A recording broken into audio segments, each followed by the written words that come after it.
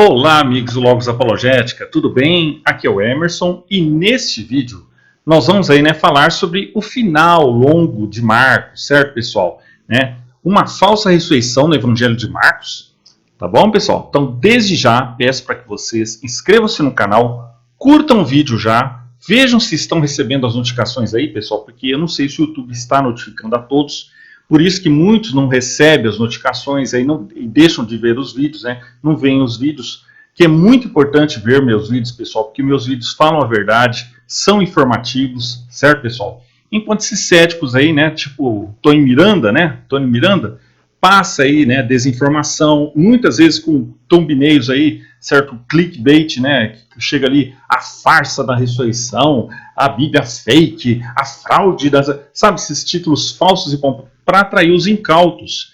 Então, muita gente que vê esses vídeos, do Tony Miranda e outros, inclusive ele que alega essa questão, que a ressurreição é fraude, é fake, porque não é mencionado ali em Marcos, no final de Marcos, Então, muita gente vê isso e pensa que é verdade, pessoal, e não é, Esse pessoal é palpiteiro de YouTube, certo, pessoal? Então, os céticos dirão que o Evangelho de Marcos nem sequer tem ressurreição. Parece loucura, mas é verdade? Às vezes, você ouve céticos lançando dúvidas sobre a mensagem cristã, dizendo que Marcos, o mais antigo dos evangelhos, nem sequer menciona a ressurreição de Jesus. Do que eles estão falando?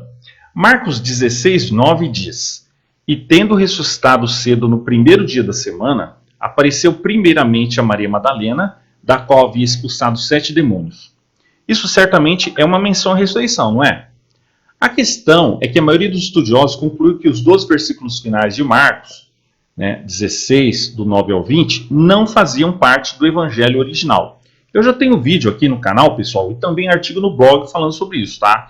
Então esse vídeo aqui é mais um da série, certo? Então peço para que vocês compartilhem aí, tá? Em seus grupos, certo? Certo, pessoal? Certo? As razões para pensar assim incluem o seguinte, certo? A evidência do final mais longo enfraquece à medida que você recua na história dos manuscritos. B. Os manuscritos, na verdade, contêm pelo menos 5 finais diferentes para Marcos. C. O estilo do final mais longo parece diferente do resto de Marcos.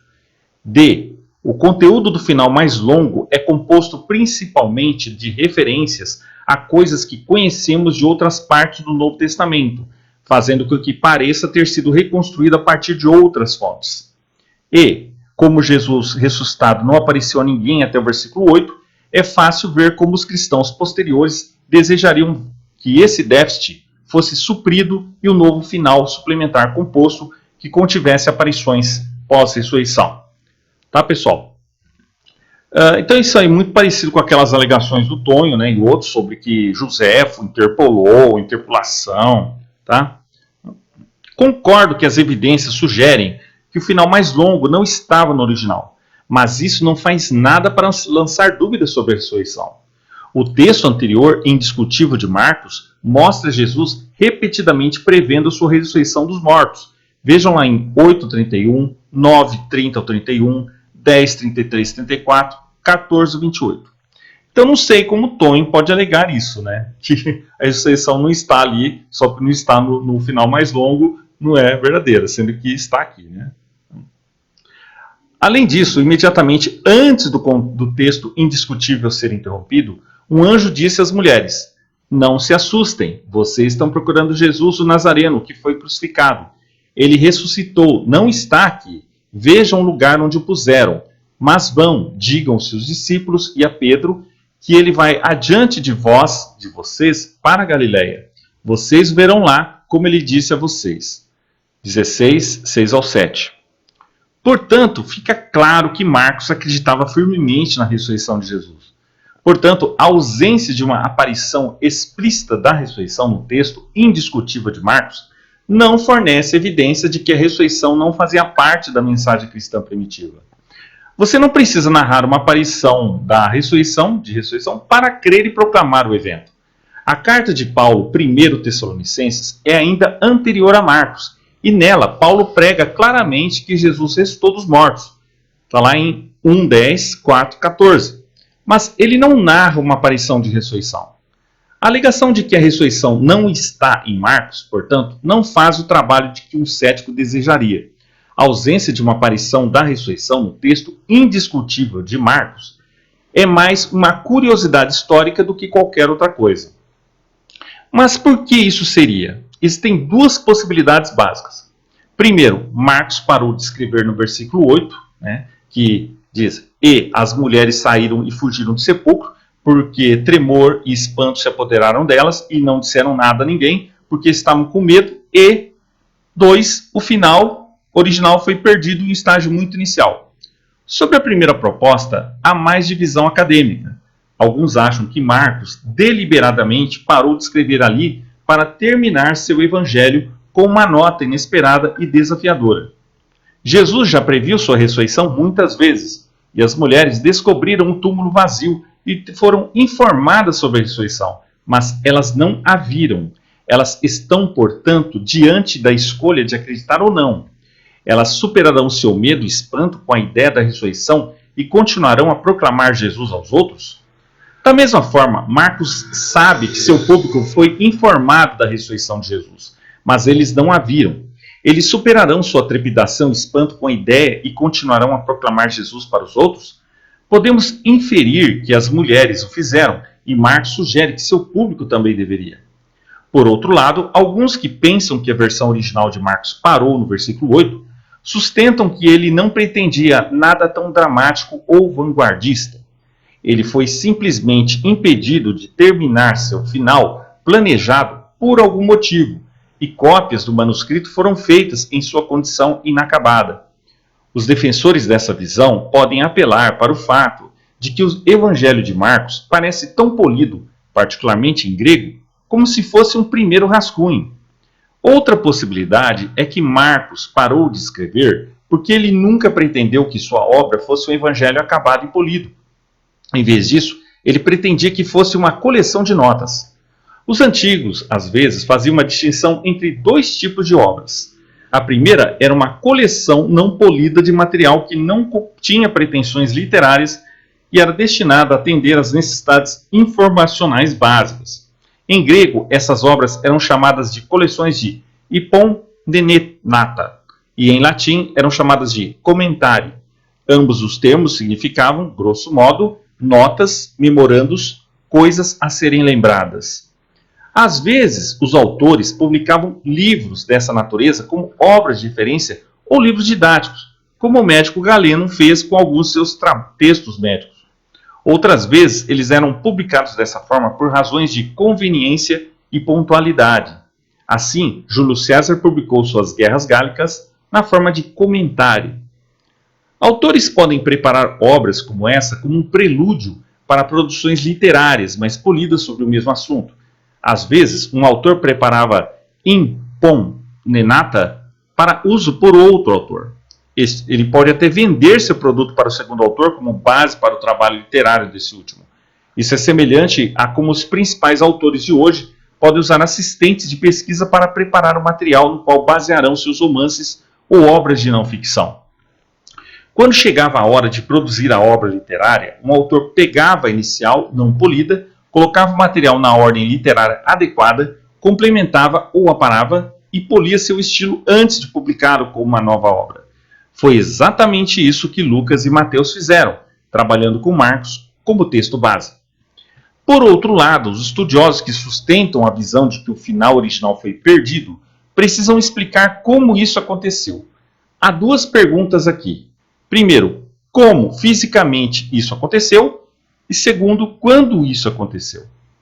Em relação à primeira questão, se Marcos foi originalmente escrito em um pergaminho, então a perda do final seria improvável, já que o final de um pergaminho, de um lado, tendia a ser a porção mais central do rolo, em torno do qual o resto do rolo era enrolado. Seria, portanto, a parte do pergaminho mais protegida de danos acidentais. Por outro lado, se fosse um pergaminho de dois lados, o que era conhecido como opistografo, então, se o final fosse perdido, o começo também deveria ser perdido, pois eles provavelmente estariam em lados opostos da mesma página. Vemos esse fenômeno com muitos manuscritos antigos. Se o fim for perdido, o começo também será. Se Marcos foi originalmente encadernado como códice, um livro com uma lombada, né? Seria mais fácil ver como a última página do livro poderia ter sido perdida. Mas, na época de Marcos, os códices ainda não eram comuns. Em relação à segunda questão, a descrição do final original deve ter acontecido muito cedo. Parece haver três possibilidades. Ele foi destruído. Primeiro, no período entre o momento em que Marcos terminou de escrever e o momento em que a primeira cópia foi feita. Segundo, depois que a primeira cópia foi feita, mas antes das outras. Ou 3, quando existiam apenas algumas cópias. Aqui encontramos um paradoxo. Se o final foi destruído tarde, depois que várias cópias já existiam, ou seja, opção 3, então o original deveria ter sobrevivido na tradição do manuscrito, mas não parece ter sobrevivido. Por outro lado, se o final foi destruído cedo, quando apenas um rascunho ou a primeira cópia nova existia, ou seja, opções 1 e 2 ou 2, então por que Marcos simplesmente não replicou o final original? O que dizer sobre tudo isso de uma perspectiva cristã? O final atual mais longo é divinamente inspirado? O fato de que parece ter sido escrito por alguém que não Marcos não importa. Vários livros das Escrituras têm mais de um autor. Por exemplo, algumas cartas de Paulo citam autores adicionais como tendo contribuído, como Silvano e Timóteo. Veja lá em Filipenses 1:1, 1 Tessalonicenses 1:1, 2 Tessalonicenses 1:1. Mas um problema é que o final mais longo parece ter sido composto no segundo século, possivelmente colocando-o após o fim da Era Apostólica, quando a escrita das Escrituras inspiradas cessou. O Concílio de Trento definiu infalivelmente que os livros do cânon católico são sagrados e canônicos, esses mesmos livros inteiros com todas as suas partes, além de decretos sobre as Escrituras canônicas. Essa afirmação é mais claramente direcionada contra as visões de alguns que queriam considerar as porções deuterocanônicas de Daniel e Esther como não inspiradas. Entretanto, aparentemente houve alguma discussão sobre o fim mais longo de Marcos durante o concílio, embora isso não seja mencionado no decreto final. Uma nota de rodapé sobre Marcos 16, 9 ao 20, na Nova Bíblia Americana, edição revisada, afirma que o final mais longo foi tradicionalmente aceito como uma parte canônica do Evangelho e foi definido como tal pelo Concílio de Trento. No entanto, Bento XVI parece ter tido uma perspectiva diferente, escrevendo: o texto autêntico dos evangelhos, tal como chegou até nós, termina com medo e tremor das mulheres. Está lá em Jesus de Nazaré, 261. Né? Independentemente de como se responde a questão, se Trento pretendia definir o final mais longo como canônica, ainda é muito cedo, e testemunha as tradições sobre Jesus circulando na igreja primitiva. Né? Isso testemunha essas tradições. Né? De fato, é quase inteiramente composto de material paralelo a tradições encontradas em Mateus, Lucas, João e Atos. Além disso, o texto indiscutível do Evangelho de Marcos testemunha a crença na ressurreição diversas vezes, o que significa que o final mais longo não nos dá nenhuma razão para duvidar da proclamação inicial da ressurreição. Tá bom, pessoal? Então é isso aí. Se vocês gostaram do vídeo, curtam, comentem, compartilhem.